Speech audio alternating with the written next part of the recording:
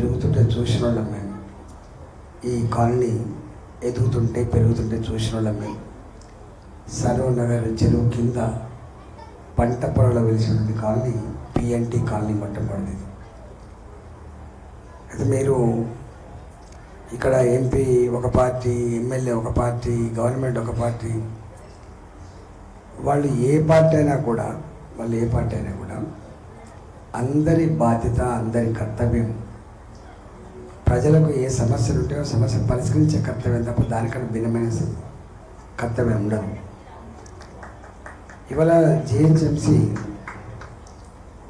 GHMC వాళ్ళు డబ్బులు ఖర్చు పెట్టేది, మనం కట్టిన పనుల డబ్బు రాష్ట్ర ప్రభుత్వం ఖర్చు పెట్టేది కూడా మనం కట్టిన డబ్బు, కేంద్రం ఖర్చు పెట్టినా మనం కట్టిన డబ్బు.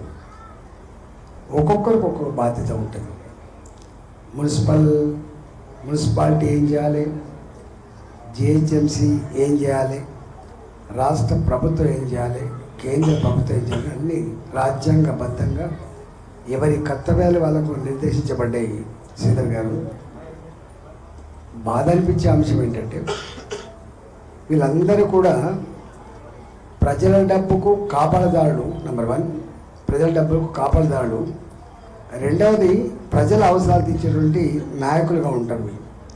నీకు ఒక చిన్న వెంకటేశ్వరరావు ఒక చిన్నది గుర్తు చేస్తాను నేను. ఒకసారి ఒక ముఖ్యమంత్రి నన్ను పట్టుకొని ₹1 ఏం చేసుకుంటావో చేసుకోమన్నాడు. నేను లేచిన, you are not the owner of this state or you are not the owner of this finance, you are just a servant to the state అని చెప్పాను నేను. ఈ రాష్ట్రానికి సేవకుడు తప్ప నువ్వు ఓనరు కాదు. ఈ రాష్ట్ర ఖజానాకి, ఈ రాష్ట్ర వ్యవస్థకి ఓనర్లు ప్రజాస్వామ్యంలో ప్రజలు మాత్రమే. గుర్తుపెట్టుకోండి, ప్రజలు మాత్రమే. ఇవాళ ఎవరికి అధికారం వచ్చినా రాజ్యాంగం ద్వారా సంక్రమించబడినటువంటి అధికారం తప్ప ఇది కొనుక్కుంటే వచ్చేది కాదు, లేకపోతే ఏమైనా అడుక్కుంటే వచ్చేది కాదు, అమ్మిచ్చేది అంతకడ కూడా కాదు. గుర్తుపెట్టుకోండి. ఎవరైనా కానీ ఇప్పుడు అనిల్ గెలిచిండ్రు రాజ్యసభ, ఎవరైతే గెలిచిండ్రు, ఎమ్మెల్యే ఓటైతే గెలిచిండ్రు. ఎమ్మెల్యేకి ఎవరు ఓటేసిండ్రు? అనిల్ కుమార్ గారికి ప్రత్యక్షంగా ఓట్లు వేయకపోవచ్చు, కానీ ఓట్లతో గెలిచిన ఎమ్మెల్యేల ఓటుతోటి అనిల్ కుమార్ గారు గెలిచిండు. 27 మంది 30 మంది ఎమ్మెల్యేతో గెలిచిండు. అంటే ఇక్కడ ఉండేటోళ్ళంతా కూడా ప్రజల ఓట్లతో, ప్రజల ఆశీర్వాదంతో గెలిచే వాళ్ళే. కాబట్టి ఇక్కడ పార్టీలు గెలిచేంత వరకు పార్టీలు ఉంటాయి, కానీ ప్రజల అభివృద్ధి, ప్రజల సమస్యలను పరిష్కరించడంలో రాజకీయాలు అడ్డం రావద్దు. ఈ మధ్య చూస్తున్నాం ఈ సంకుచితమైన వైఖరి, కానీ అంతకుముందు ఎప్పుడు లేదు. మేము ఎమ్మెల్యేగా కొత్తగా ఉన్నప్పుడు కూడా శ్రీధర్ గారు మేము చూసేది, రాజశేఖర్ గారు ముఖ్యమంత్రిగా ఉండేది. మేము పోయేది, సార్ మరి మీకు ఓట్లేసి గెలిపిస్తే మాకన్నా పెంకాసులు వేసిందా? మాకు కూడా ఓట్లు వేసిండ్రు, మీ ప్రజలకు మీ కార్యకర్తలు మీ గెలిచాక ఎట్లుంటుందో మాకు కూడా కట్టే ఉంటుంది. On par with ruling class MLAs ఇలా అధికార పార్టీ ఎమ్మెల్యేతో సమానంగా ఇచ్చింది మాకు. అందుకని ఎక్కడ కూడా ఇవాళ ప్రజాస్వామ్యాలను ఎప్పుడు గుర్తుపెట్టుకోండి శ్రీధర్ గారు, అన్ని పార్టీలు ఉంటేనే ప్రజాస్వామ్యం వర్ధిల్లుతుంది, లేకపోతే రాచరికం వస్తుంది. రాచరికం వచ్చే ఆస్కారం మీరు చూసింది కూడా. రాచరికం అంటే ఏందో ఎదురు లేకుండా ఉంటే ఏమైపోద్దో మీరు చూసారు. అందువల్ల ఎప్పుడు కూడా డెమోక్రసీ ప్రజాస్వామ్యాల్లో అధికార పార్టీ ఉండాలి, దాన్ని వాళ్ళు తప్పు చేస్తే ప్రశ్నించే ప్రతిపక్షాలు కూడా ఉండాలి, తప్పు కాదు. అందువల్ల ఇది బ్యాడ్ లక్ అనుకోకు, ఇది this is good luck for you. గుర్తుపెట్టుకోండి.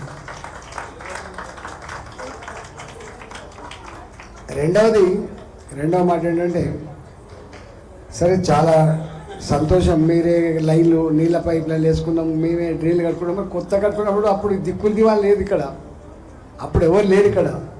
ఆనాడు డబ్బులు అంటే దొరికే పరిస్థితి లేదు, ఆనాడు ఎమ్మెల్యేలు కూడా పెద్ద పైసలు ఉండే పరిస్థితి లేదు. కాబట్టి మీరు మీరే దాతృత్వంతో ఐక్యతతో మంచిగా నీళ్ళ పైపులు వేసుకున్నారు, డ్రైన్లు కట్టుకున్నారు, సంతోషం. కానీ ఒక్క మాట, ఈ కాలనీలు మునగడానికి చెరువులు కారణం కాదు, గుర్తుపెట్టుకోండి. అంటే ఎందుకో తప్పుడు ఆర్గ్యుమెంట్ చేస్తారు. ఏ చెరువుకైతే మత్తడి పడుతుందో, ఏ చెరువు, ఇప్పుడు నేను దీన్ని చూసిన సరూనగర్ గురించి నాకు బాగా తెలుసు. మత్తలు లేదు దీనికి, ఓన్లీ వెంట్సే ఉన్నాయి.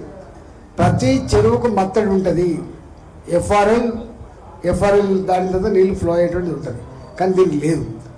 ఎక్కడైతే మత్తళ్ళు ఉండే చెరువులు 99% మత్తళ్ళు ఉండే చెరువులే ఉంటాయి. ఆ మత్తడి పడ్డప్పుడు ఆ నీళ్లు పోవడానికి దానికి సరిపడా కాలువ కనుక ఉంటే ఎక్కడ మునుగవు. కానీ అవి లేకపోతేనే మునుగుతాయి. గుర్తుపెట్టుకోండి. ఇవాళ అన్నీ మాయమైపోయినాయి కాలువ. ఇవాళ ఇప్పుడు నువ్వు చేసేది